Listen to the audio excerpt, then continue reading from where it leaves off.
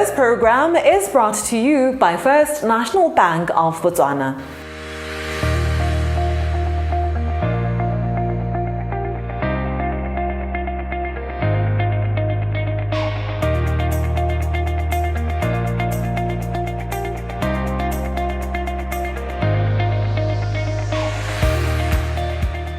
Welcome to First Issues.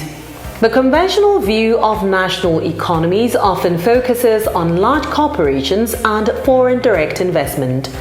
However, the true resilience and sustenance of economic growth often lie within the dynamism of SMEs.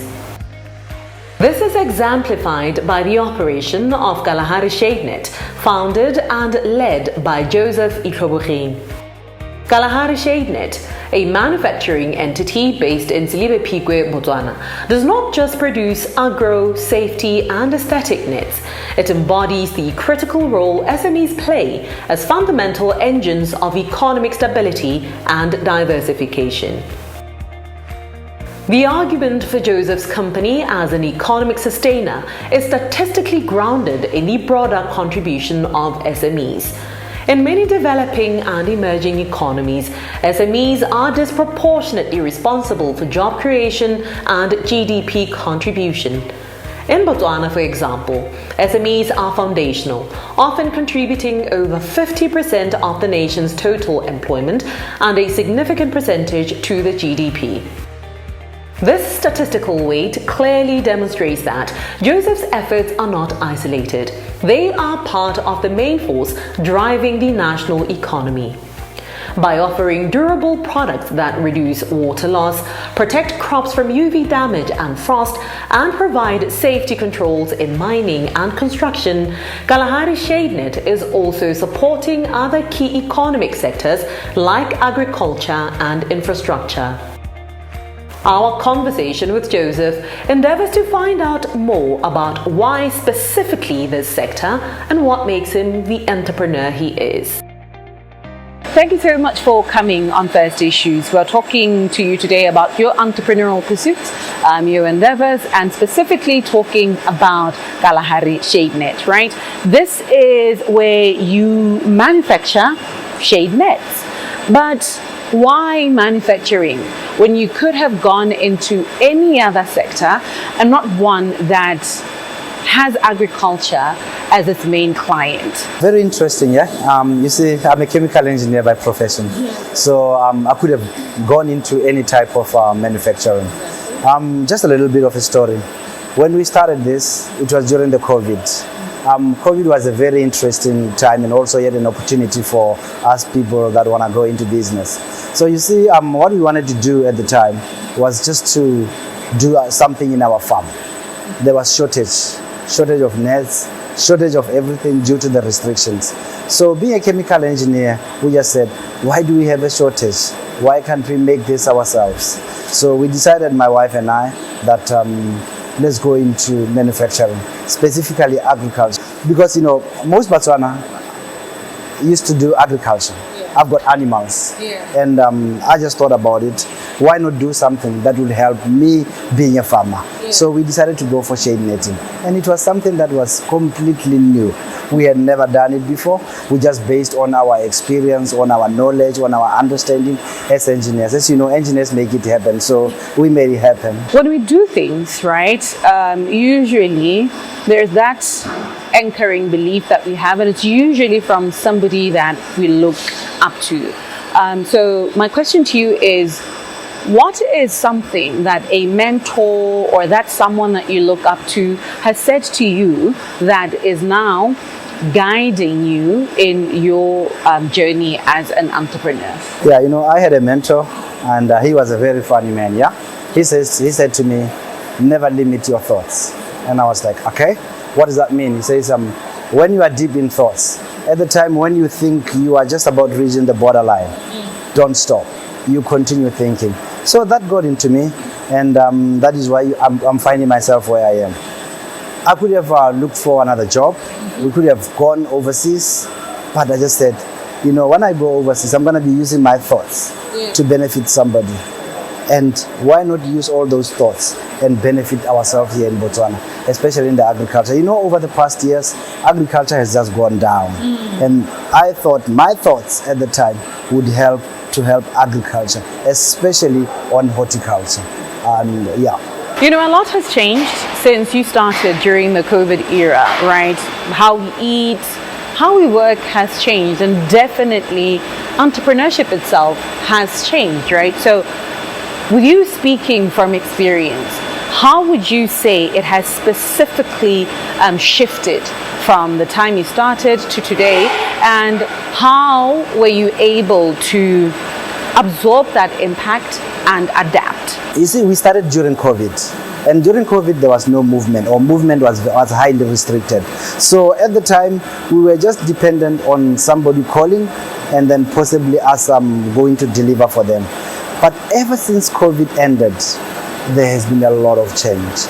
And particularly that with COVID, a lot of people lost their jobs, and most people went into farming. Yeah, we've adapted in many ways. One of the ways was we've got our sales executives. We don't call them sales executives, but in our space, we call them structure guys, because they are the guys that go around the country, anywhere, meet up with the farmers and talk with the farmers to say, what are your needs in terms of protected farming? Because a lot of them would just want to go for a net, but they don't understand how a net can help them. They just know about it, possibly because there's a program, but with our structure guys, they go around, help them, share some experience from other farmers with them, and we are seeing this helping us quite a lot in terms of business. So on this journey, what is one milestone that you could speak to that you have managed to attain, right, with Kalahari Shade Net? Botswana is it's very sunny in Botswana. You know, the temperatures can go up to 40 degrees. So once it's at 40 degrees, you can imagine the ultraviolet radiation, how much of it is in there. Yeah. So a lot of these nets, they would just crumble under the sun. So when we got our right quality with UV stabilization in our process, because we had to put in some additives, that I can tell you was the time where I said, thank you, Lord, because we have reached it. Because now with our nets, you can call me from wherever, and I can guarantee you there is no net in Botswana that is better than Kalahari Shade Net. So yeah, quality. In conclusion, Joseph Ikaboring's work through Kalahari Shade Net serves as a testament to the aggregated impact of thousands of enterprises like Kalahari Shade Net, accounting for the majority of jobs and GDP, making SMEs without a doubt the indispensable engine of economic growth. On that note, see you shortly after commercials.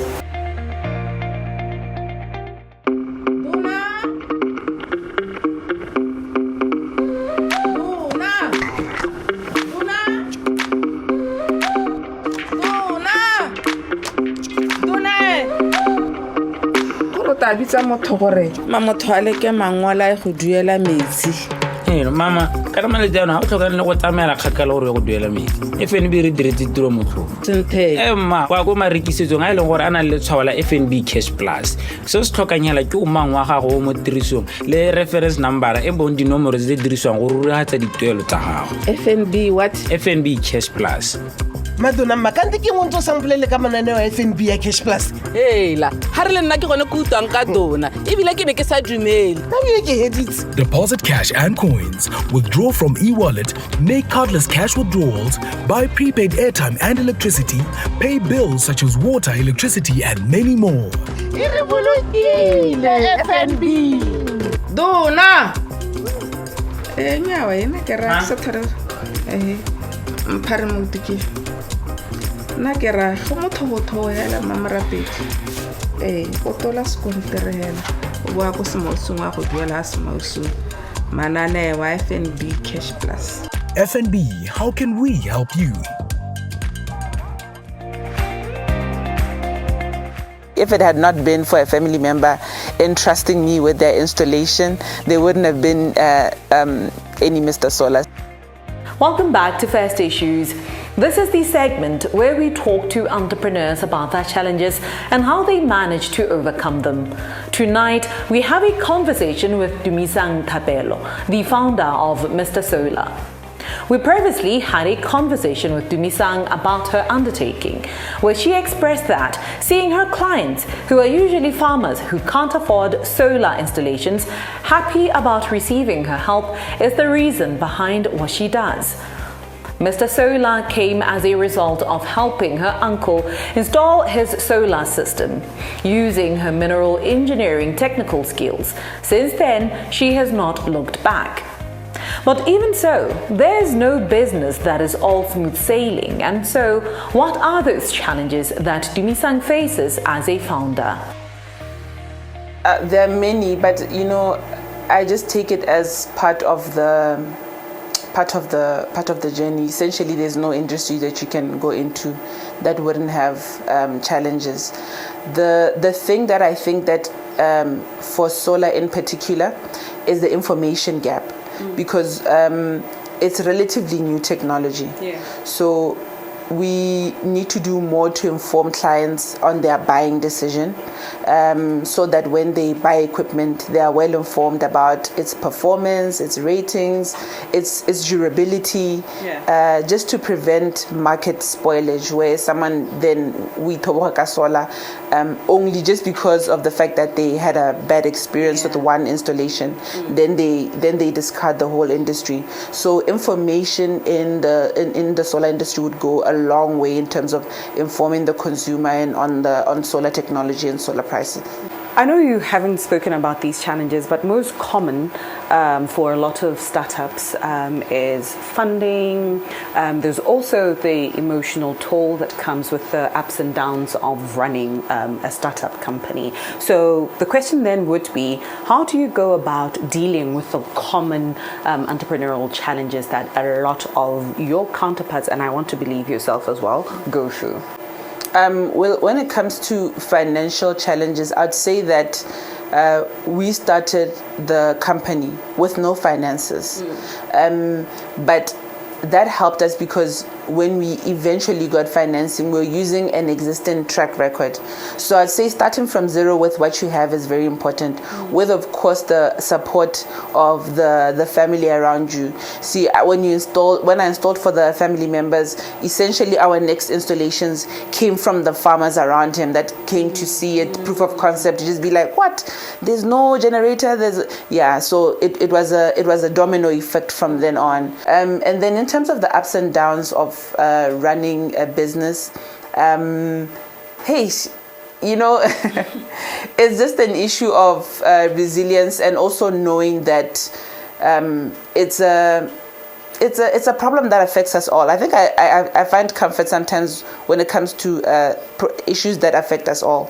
And one thing that you need to know that you have to do is consistently learn, right? As when you're a first-time entrepreneur, you have no idea how the sales funnel, which is the most important aspect of the business, know how to make sales calls, have a script. These are all things that you can learn online. YouTube literally has everything. You started this as a graduate who was struggling to find employment, and here you are today running, a successful company, if I may say so. So for the other graduates who are finding themselves in the same spot that you were in not too long ago, what would you say to them? When as the whole unemployed graduate, when I was going through that, it wasn't just me. This affects 30% of the population of Botswana. 30% of us are unemployed. So I then look at other people who went into different markets, because essentially then we were left to find our own means to hustle for ourselves, if I can say. And when I look at the companies, or those of us those companies that are successful, or that have made it beyond the initial 5 years, I would say that what you go into is very important. As the world moves, try and go into companies that have that are relatively new in the market. Solar technology is new in the market. So because the company is successful doesn't necessarily mean that I was necessarily more intelligent than the whole group, right? Yeah. It just means that I went into the right segment at the right time. When people were like, oh my God, what do? I want to really go into this, but and there was a solution in terms of myself. Artificial intelligence is also at that point in our lives where we're like, how do you even apply this to our company? Yeah. You'll find that the next set of successful entrepreneurs are going to come from the artificial intelligence sector. IoT technology, fintech technology. There's so much to do. I mean, when we see just the prime example is the food delivery apps that are the boom that's going on in South Africa. Yeah. Essentially, that means that there is still space for a local company to fill these gaps, looking at where the world is going. So I'd say don't go for the tuck shop, or don't be tempted to go into traditional businesses. Yeah. We are unemployed, but most of us are educated. Most of us are graduates. Tap into that. We have a wealth of information. We are world-class educated.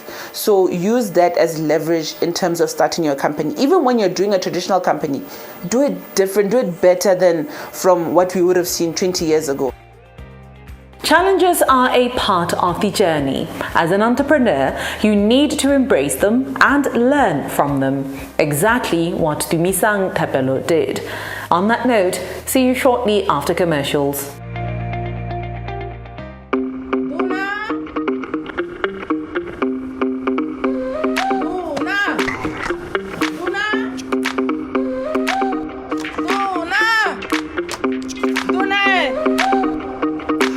ta bitsa motho gore motho a leke mangwala go duela metsi.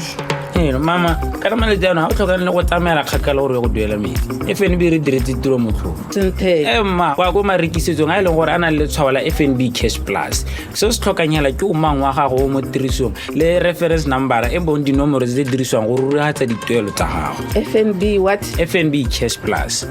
Madonna makante ke montso sampolele ka mananeo a FNB ya Cash Plus. La ha re le nna ke gone go utang ka dona ebile ke ne ke sa dumele. Deposit cash and coins, withdraw from e-wallet, make cardless cash withdrawals, buy prepaid airtime and electricity, pay bills such as water, electricity and many more.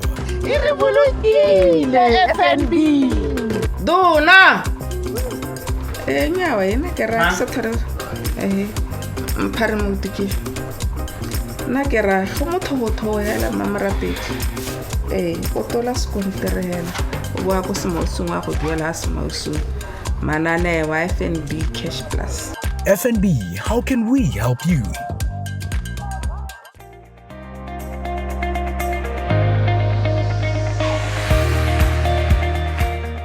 Welcome back to First Issues. We now revisit a topic that has plagued some entrepreneurs at least once in their journeys: debt. But in this context, we talk about how recovering debt should be in such a way that benefits both the person owing the money and the institution owed. Imagine you have a debt obligation with a bank, and for some reason you are unable to pay it back. It's been months and you have tried almost every avenue to honor your obligation to your financiers, but all your efforts have failed. What is the next step? This is where ethical debt recovery comes in, where you and your financiers seek out ways to handle this problem. We have this conversation with Head of Recoveries, Corporate Commercial and Investment Banking at one of the local commercial banks, Kifilwe Masilo Musweu. Debt in and of itself is quite it's difficult to talk about, to confront, and to actually navigate, right? But it is especially more so for small, medium enterprise owners. But seeing that you're in this space, what advice would you give them when they find themselves being overwhelmed by the debt that they find themselves in? One of the things that I want to emphasize as a banker is debt. If you own a business, sometimes it's a very necessary part of business. Why? Because it assists the business with cash flow. So if in this case of a small and medium enterprise, you find that especially with the current economic outlook, business is not or may not be doing so great. But the question is, what do you do in circumstances that you have cash constraints? The prudent thing I advise businesses or SMEs is to approach the bank. Let them know what your challenges are before the situation gets dire. The reason that is important is because from a contractual standpoint, if they're not proactive in doing that, they may not necessarily get the right support that a bank official or a financial advisor may give them in time, or alternatively, they may find themselves in a litigation situation earlier than they ought to have. Yeah, so it's important to approach the bank, have the right conversation, see what indulgences can be given or not, and just work around it with your creditor. We've been talking about what I can do, or what an entrepreneur can do, or what a business can do in the instance that they find themselves in that precarious situation, right? But what of their rights when I can't be servicing my facility for a plethora of reasons, and most of them are usually out of my control? What are my rights in that regard when that happens, when I'm supposed to be brought to task? That is actually one of the best questions I've had around this subject, because it always goes down to the contract between the enterprise and the creditor. That is how we determine what your rights are.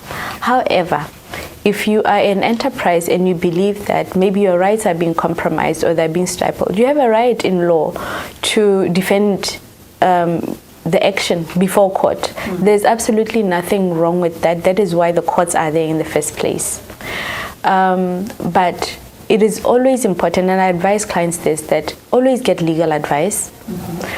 Why? Because it is important that a legal practitioner helps you understand the nature of your rights under the contract. In the end, Gifilwe, what would you say should be a key takeaway? Like, if all else fails from this conversation, what do you need an entrepreneur, business owner who's watching our conversation to get out of this?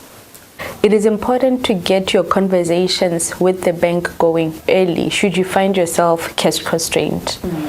However, should the mechanisms available to you not be enough to remedy your situation, still always approach the bank, because the primary obligation or goal for a commercial recoveries division is to collect the bank's money within reason, within the law.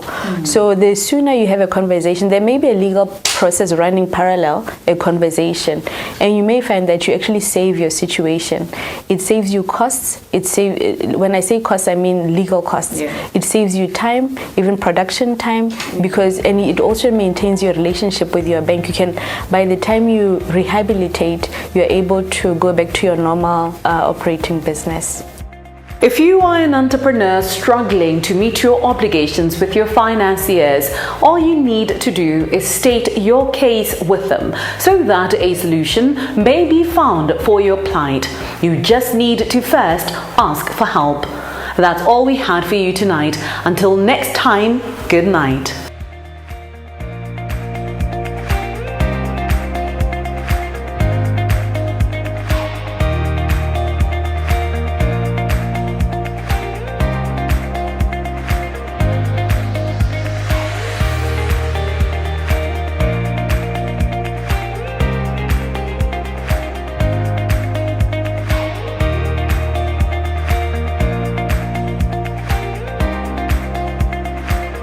This program was proudly brought to you by First National Bank of Botswana.